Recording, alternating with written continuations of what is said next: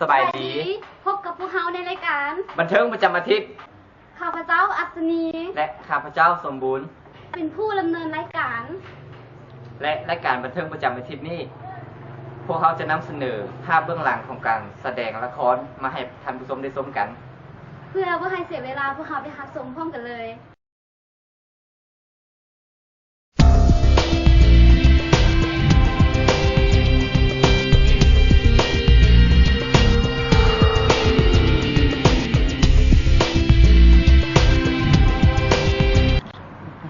ไก่วะเดี๋ยว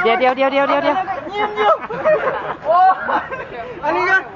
อันนี้ก็ยิงกันเราจะไปหา3 2 1 แอคชั่น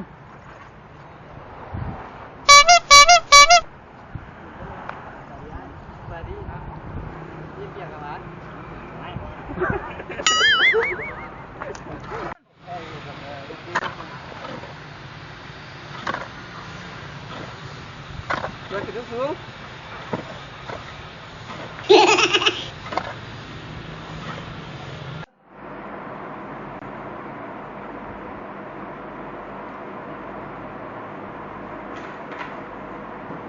ทำไมอะไรก็ได้ครูบอกแล้วถามให้ตัวเองว่าวอยู่นี่แม่นอันนี้แมนตัวเองว่าว แค่นี้ว่าตามแอคชั่นนี่อย่างเนาะโดยเขาถามเลยครับเพิ่มเติมปี1 ล้าน5 แสนกีบถ้าจ่ายเป็นปีแล้วจะได้ครับบ่ได้นี่อย่างเนาะเขาถามเลยครับเพิ่มเท่าไหร่ปี5 แสนปี5 แสนปี5 แสน5 แสนปี5 แสนปี5 แสนอีกแล้วนี่อย่างก็ ปี5 แสนกี่วะโอ้โหโอ้ยลืมร้านทำไมปีหนึ่ง3 ล้าน โอนเอาเจียลงอีกหน่อยหนึ่งเอาเพิ่มหนึ่งก็เพิ่มหนึ่งโอ้ยเป็นปี1 ล้าน 5 แสนเป็นสมาธิแล้ว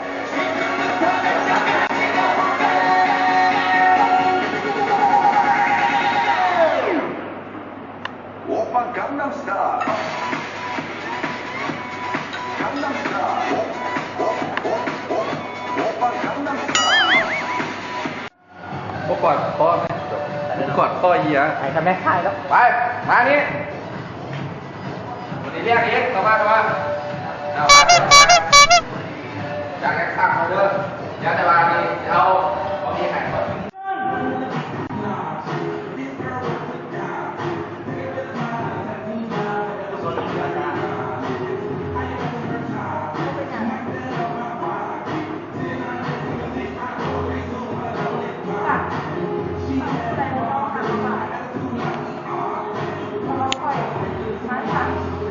ครับ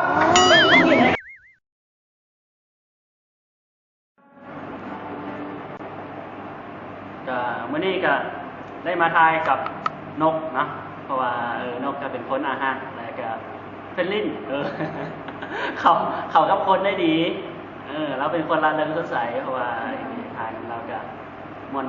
นี่มวนรู้สึกว่ามวนหลายเนาะแล้วก็อยากให้ติดตามชมละครเรื่องนี้ไปจนจบแล้วก็ทำนี้ทั้งสองก็ติดตามต่อไปท่านผู้ชมอยากถามว่านกนะครับบทเป็นอย่างไรในละครเรื่องนี้ช่วงนี้ก็ได้ครับเป็นนางร้ายเนาะแต่การรู้สึกม่วนเลยตื่นเต้นดีได้ยินว่าเรื่องหน้านกนะครับคนทั้งเอกมันกันบอกโอ้วันนี้ก็ไม่แน่ใจแต่ก็ได้ยินคุณเล่ามาอยู่กันว่าคันครับบทเป็นนางเอกนี่ที่ได้แอคชั่นคืออยู่บ่เนาะคือว่าแบบที่พอเห็นได้อยู่เลยแต่ถนัดเรื่องนางร้ายหลายกว่าอยากกล่าวอย่างให้กับท่านผู้ชมก็เลยอะฝากติดตามในเรื่องหนังเรื่องนี้ก็เป็นครั้งแรกเป็นนางร้ายครั้งแรกมันจะเป็นครั้งแรกที่เคยได้เห็นมากับทีมงานนี้นะฝากติดตามเลยขอบใจเด้อใจ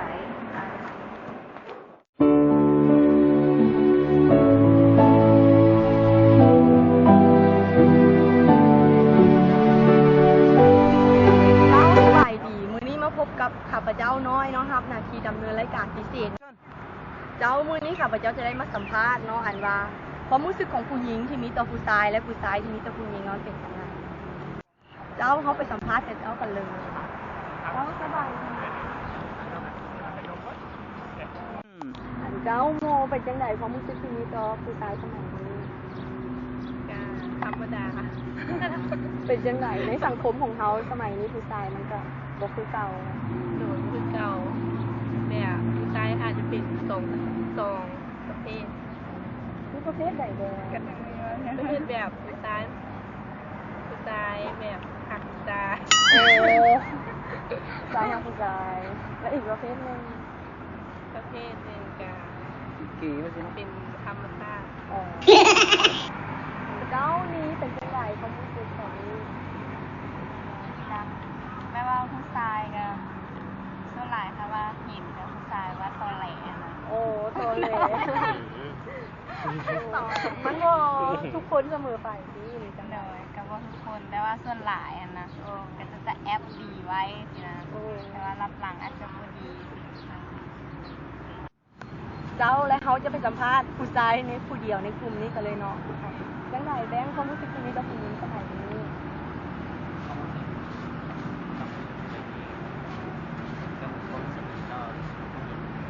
แบบว่าผู้หญิงสมัยนี้มีแต่คนอาหาร โอ้ไม่ได้คนหนาหามเนาะนิสัยทัศน์แบบกันกระทำตัวในสังคมอะนะสมัยนี้ ก็เจ้าเริ่มมีการพัฒนาเพราะว่าไปตามสังคมแต่เขาก็คิดว่าผู้หญิงก็ที่พัฒนาตามสังคมเพราะว่าเจ้าจะเป็นภาพยา ตามสังคมตอนตกเลยเนาะ ก็มีบางส่วนที่ตามสังคมลาวกันยกย่องเจ้า แต่มันก็เหลือน้อยเจ้าและนี่ก็คือความคิดเห็นของอันไว้หนุ่มในสังคมของเขาเนาะคนก็คิดเห็นต่างกันไปเพราะว่าจะคิดจังใดก็ขอเป็นคนดีในสังคมเนาะเจ้าขอขอบใจเจ้าและต่อไปเขาจะไปสัมภาษณ์ผู้กำกับของเขาคือไอ้สอนนั่นเองตอนนี้เพิ่นอยู่ใส่เขาไปซ้อหาเพิ่นเลยสบายดีไอ้สอน สบายดี เขา สบายดีท่านผู้ชมสบายดี มันแท้ โอ้ทำความสะอาดอนามัยให้บ้านให้เมืองเป็นตัวอย่างให้กับท่านผู้ชมเป็นตัวอย่างให้กับสังคมที่ดี พวกเราต้องทำความสะอาดบ้านเมืองให้เราให้พ้นจากขี้เหงื่อนะพี่น้อง เจ้าเป็นจังไดคือมาตกอยู่นี่ก็ รู้สึกว่าตกงาน โอ้หา ตกงานเขาจะไล่ออกเวียนแล้วก็มากดขี้เหงื่อนะท่านผู้ชม มาก็ไผนี่ โอ้มาคนเดียว อุ้ยมึงไม่เอาผู้สาวมานะ โอ้บ่ได้ผู้สาวเอาแต่เมียน้อยมานำ โอ้กำกับเขาเป็นไปอะเนาะเจ้าและนี่ก็คือรายการพิเศษของพวกเราเจ้ารายการของพวกเราดำเนินมานี่กับหมดเวลาลงแล้วต้องกล่าวครับว่าขอขอบใจหลาย